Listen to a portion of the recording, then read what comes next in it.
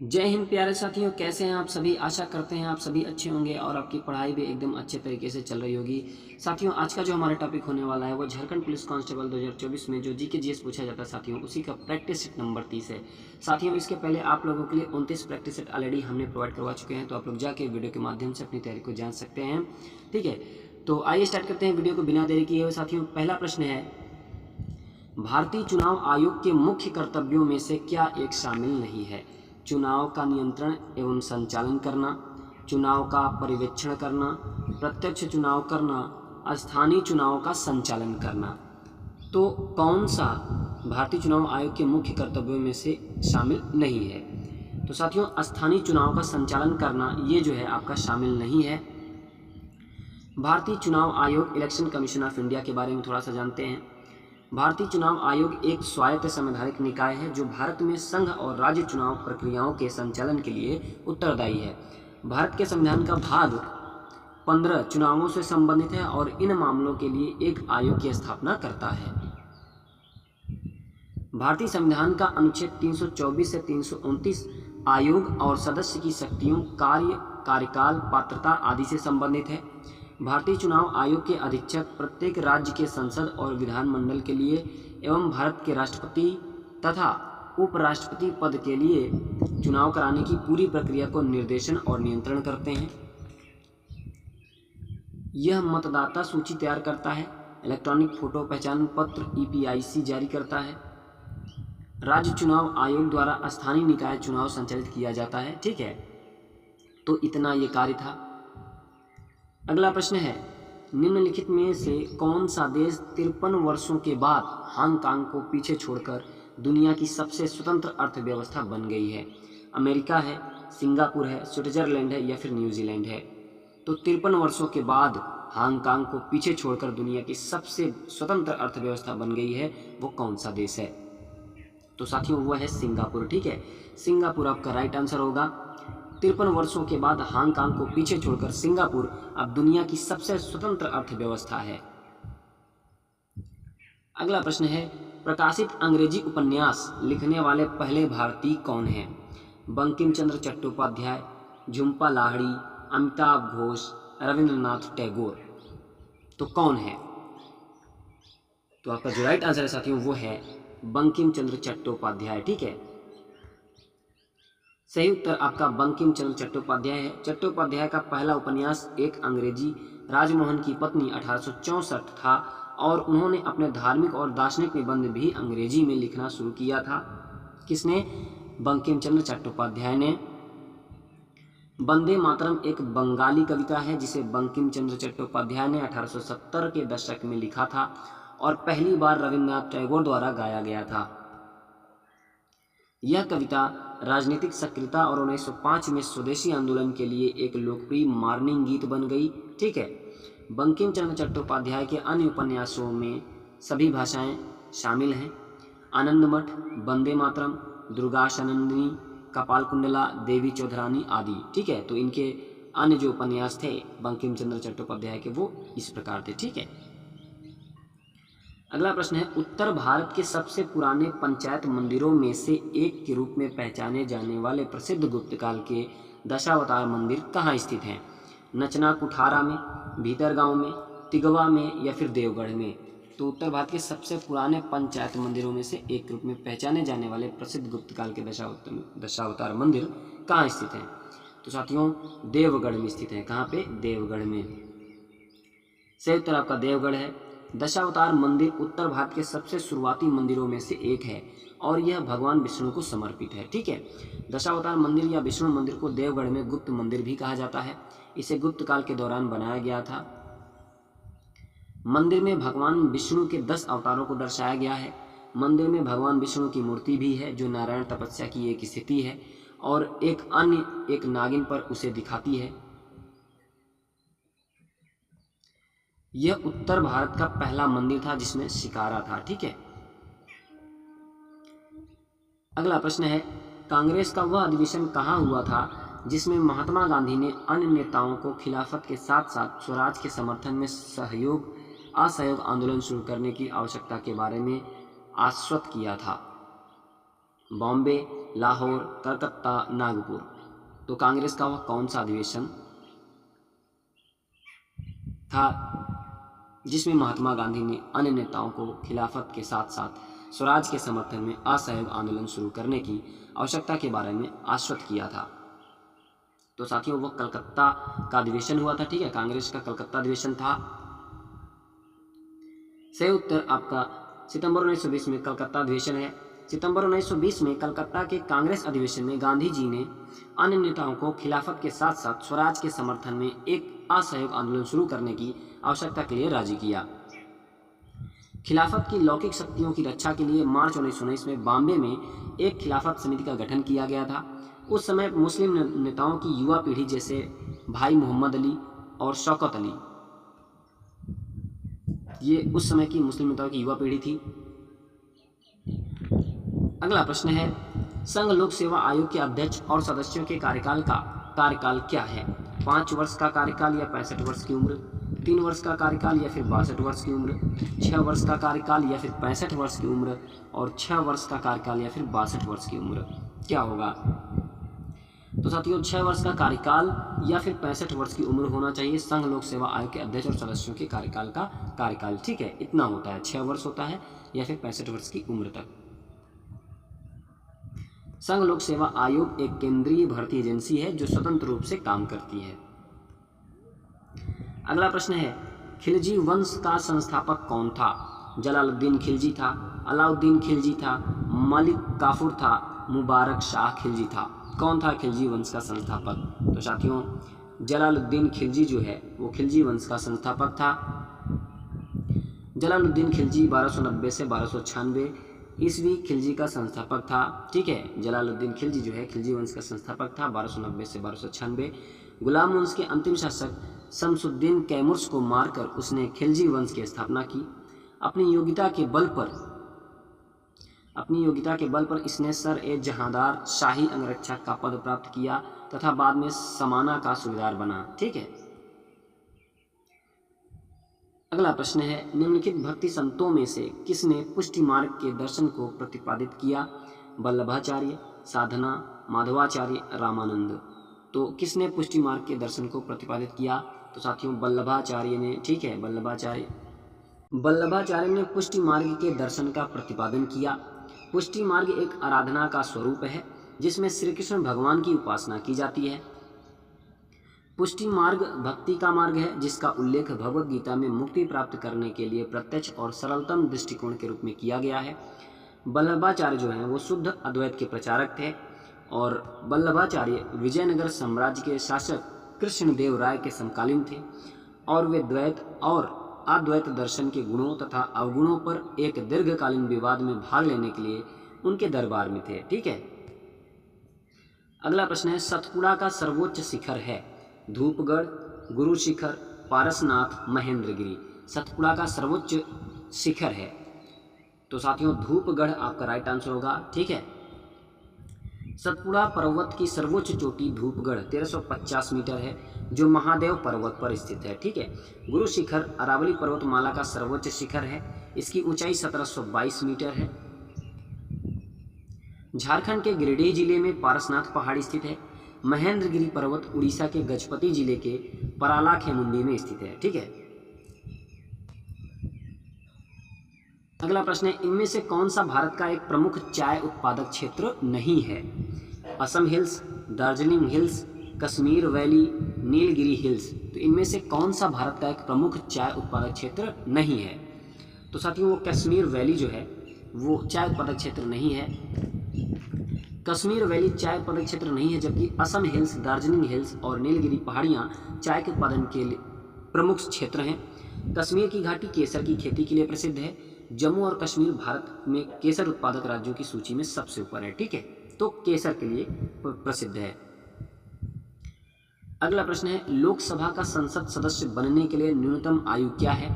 25 वर्ष, 35 वर्ष, 30 वर्ष या फिर 21 वर्ष? तो लोकसभा का संसद सदस्य बनने के लिए न्यूनतम आयु क्या होनी चाहिए? तो 25 वर्ष की आयु होनी चाहिए। ठीक है, संविधान के अनुसार लोकसभा का संसद सदस्य बनने के लिए न्यूनतम आयु सीमा 25 वर्ष होती है। क्या भारत में एक नए राज्य का निर्माण हो सकता है? संविधान संघीय नहीं है, यह संविधान के अनुसार नहीं हो सकता, यह संविधान के अनुसार हो सकता है, संविधान में इस संबंध में कोई प्रावधान नहीं है। तो कौन सा ऑप्शन सही होगा? तो साथियों यह संविधान के अनुसार हो सकता है भारत में एक नए राज्य का निर्माण। संविधान के अनुच्छेद 3 के अंतर्गत राज्यों के गठन से संबंधित प्रावधान किया गया है। संविधान के अनुच्छेद 3 के अंतर्गत संसद को नए राज्यों के गठन के लिए शक्ति प्रदान की गई है। ठीक है, भारत की संसद साधारण बहुमत पारित कर नए राज्य का गठन कर सकती है। साधारण बहुमत के लिए 50% से अधिक सदस्यों के बहुमत की आवश्यकता होती है। इसी कड़ी में विशेष बहुमत में 2/3 सदस्यों की उपस्थिति को ध्यान में रखा जाता है। ठीक है, अगला प्रश्न है, GVK राव समिति निम्नलिखित में से किससे संबंधित है? महिला अधिकार, मानवाधिकार, पंचायती राज लोकतंत्र का विकेंद्रीकरण या फिर बाल कल्याण। तो GVK राव समिति किससे संबंधित है? तो यह जो है पंचायती राज से संबंधित है, लोकतंत्र का विकेंद्रीकरण से संबंधित है।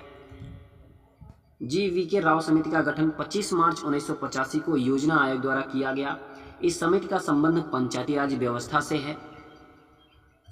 GVK राव समिति का मुख्य कार्य ग्रामीण क्षेत्र में विकास एवं गरीबी उन्मूलन, पंचायती राज के अंगों का प्रशासनिक निकायों से संबंध का अध्ययन कर उनकी सिफारिशें करना था। ठीक है, अगला प्रश्न है, IPPB का पूर्ण रूप क्या है? Indian post payment bank, Indian postal payment bank, India personal payment bank, international post payments bank. तो IPPB का पूर्ण रूप क्या है? तो साथियों इंडिया पोस्ट पेमेंट बैंक आपका राइट आंसर होगा। ये IPPB का पूर्ण रूप है। भारतीय डाक भुगतान बैंक जिसे कहते हैं, स्थापना हुआ था 1 सितंबर 2018 को। मुख्यालय नई दिल्ली में है और उद्योग बैंकिंग से संबंधित है। ठीक है, अगला प्रश्न है, रसोई के बर्तनों पर नॉन स्टिक कोटिंग के लिए निम्नलिखित में से कौन सा एक विशेष प्लास्टिक उपयुक्त होता है? Bakelite, Teflon, phenol, polythene. तो आपका जो राइट आंसर है साथियों वो है टेफ्लॉन। ठीक है, टेफ्लॉन जो है रसोई के बर्तनों पर नॉन स्टिक कोटिंग के लिए विशेष प्लास्टिक उपयुक्त होता है। टेफ्लॉन जो है टेट्राफ्लोरोएथिलीन का संक्षिप्त रूप है, जिसे PTFE के नाम से भी जाना जाता है। इसका उपयोग रसोई में प्रयोग होने वाले नॉन स्टिक कुकवेयर पैन बनाने के लिए किया जाता है। इसमें नॉन स्टिक गुण होते हैं। यह एक कृत्रिम बहुलक या पॉलीमर है। ठीक है, अगला प्रश्न है, द्रोणाचार्य पुरस्कार को दिया जाता है, किसको दिया जाता है? छात्र को, खेल प्रशिक्षक, शिक्षक, राष्ट्रीय चैंपियन। तो द्रोणाचार्य पुरस्कार किसको दिया जाता है? तो साथियों ये खेल प्रशिक्षक को दिया जाता है, कोच को दिया जाता है। ठीक है, खेल प्रशिक्षक को। द्रोणाचार्य पुरस्कार खेल प्रशिक्षण में उत्कृष्ट योगदान देने के लिए भारत सरकार के युवा मामले और खेल मंत्रालय द्वारा दिया जाता है, जिसे अक्सर द्रोणाचार्य या गुरु द्रोण कहा जाता है, जो प्राचीन भारत के संस्कृत महाकाव्य महाभारत में कौरवों और पांडवों के गुरु के नाम पर है। ठीक है, अगला प्रश्न है, डोलू कुनिथा में एक प्रसिद्ध लोक संगीत परंपरा है। महाराष्ट्र, कर्नाटक, आंध्र प्रदेश, पश्चिम बंगाल। तो डोलू कुनिथा जो है वो किस राज्य का एक प्रसिद्ध लोक संगीत परंपरा है? तो साथियों कर्नाटक राज्य का। ठीक है, डोलू कुनिथा कर्नाटक में एक प्रसिद्ध लोक संगीत परंपरा है। डोलू कुनिथा कर्नाटक राज्य का एक प्रमुख लोकप्रिय ड्रम नृत्य है। यह एक सामूहिक नृत्य है जिसमें 12 से 16 लोग शामिल होते हैं। इसके माध्यम से वीरलिंगेश्वर के पीठासन देवता की पूजा की जाती है।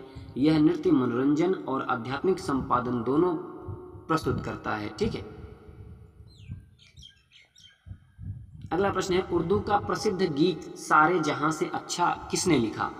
अब्दुल हमीद लाहौरी, मोहम्मद इकबाल, अबुल फजल, मिर्जा गालिब। तो उर्दू का प्रसिद्ध गीत सारे जहां से अच्छा किसने लिखा? तो साथियों मोहम्मद इकबाल ने लिखा है। ठीक है, सारे जहां से अच्छा गीत मोहम्मद इकबाल द्वारा लिखा गया है। भारत के विभाजन और पाकिस्तान की स्थापना का विचार सबसे पहले इकबाल ने ही उठाया था। मोहम्मद इकबाल की प्रमुख रचना असरार ए खुदी, बंग ए दारा, रुगुज ए बेखुदी, तराना ए हिंद आदि है। ठीक है, अगला प्रश्न है, मृगनयनी का महल कहाँ स्थित है? जयपुर में, जबलपुर में, भोपाल में, ग्वालियर में। तो मृगनयनी का महल कहाँ स्थित है?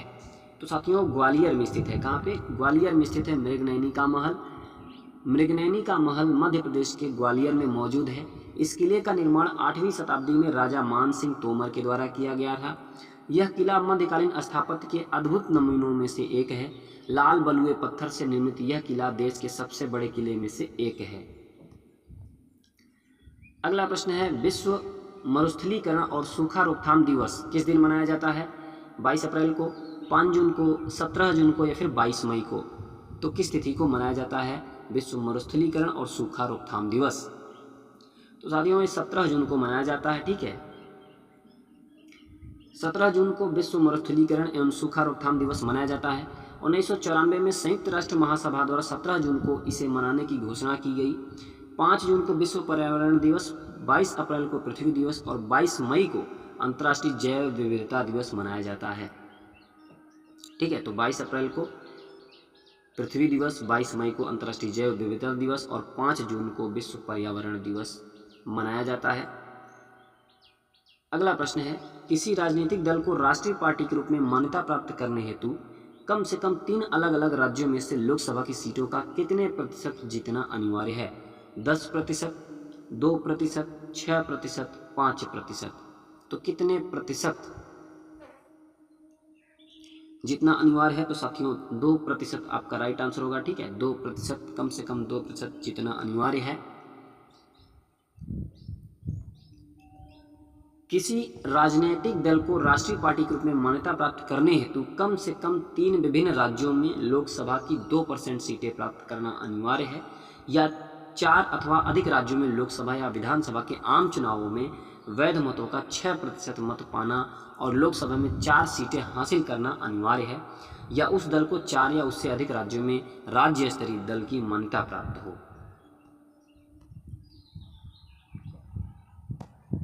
वर्ष 2024 के लिए ऑस्ट्रेलियन ओपन महिला एकल खिताब किस खिलाड़ी ने जीता है? Aryna Sabalenka, Iga Swiatek, Kimberly Birrell, Elena रिबेकिना?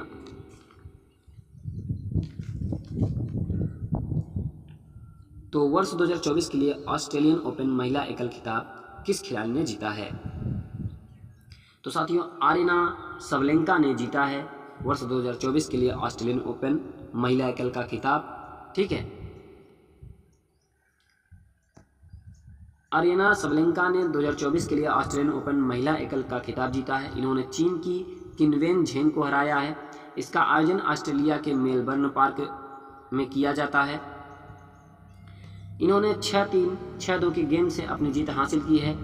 वर्तमान में अरिना सबलेंका दुनिया की दूसरे नंबर की खिलाड़ी हैं। अरिना सबलेंका का एक दूसरा ग्रैंड स्लैम खिताब है। 25 वर्ष की उम्र में ऑस्ट्रेलियन ओपन जीतने वाली यह 5वीं महिला खिलाड़ी बन गई हैं। और ऑस्ट्रेलियन ओपन की शुरुआत 1905 में हुई थी साथियों, और ऑस्ट्रेलियन ओपन हार्ड कोर्ट पर खेला जाता है। ठीक है, अगला प्रश्न है, ग्लोबल फायर पावर इंडेक्स 2024 में भारत की रैंकिंग क्या है? 1st, 4th, 2nd, 8th? Global fire power index 2024 में भारत के रैंक, तो साथियों 4थे नंबर पे है भारत की रैंक। हाल ही में ग्लोबल फायर पावर ने ग्लोबल फायर पावर इंडेक्स 2024 जारी किया। इस इंडेक्स में भारत की रैंक 4थी है।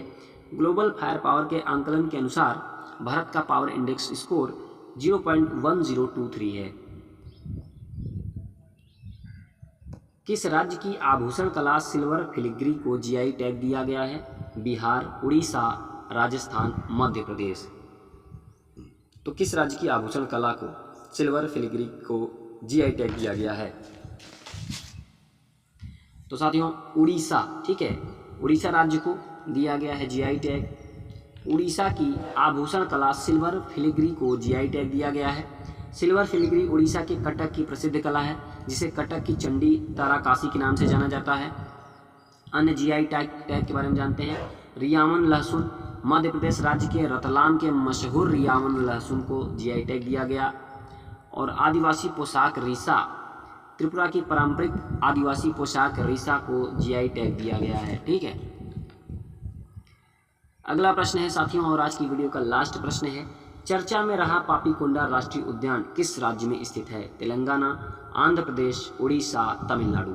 तो चर्चा में रहा पापीकोंडा राष्ट्रीय उद्यान किस राज्य में स्थित है?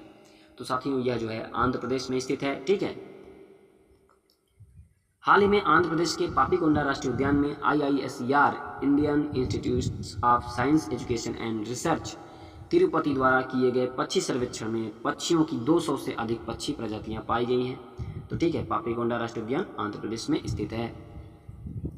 तो साथियों यह था 25 क्वेश्चन जो कि झारखंड पुलिस कांस्टेबल में पूछा जाता है। ठीक है, तो आप लोग का स्कोर कितना हुआ आप लोग कमेंट करके जरूर बताएगा। अगर साथियों वीडियो पसंद आई है तो आप लोग एक लाइक और चैनल को सब्सक्राइब जरूर करेगा और अपने दोस्तों तक शेयर जरूर करेगा। तो साथियों तब तक मिलते हैं अगली वीडियो के साथ, तब तक के लिए नमस्कार, वंदे मातरम, जय हिंद।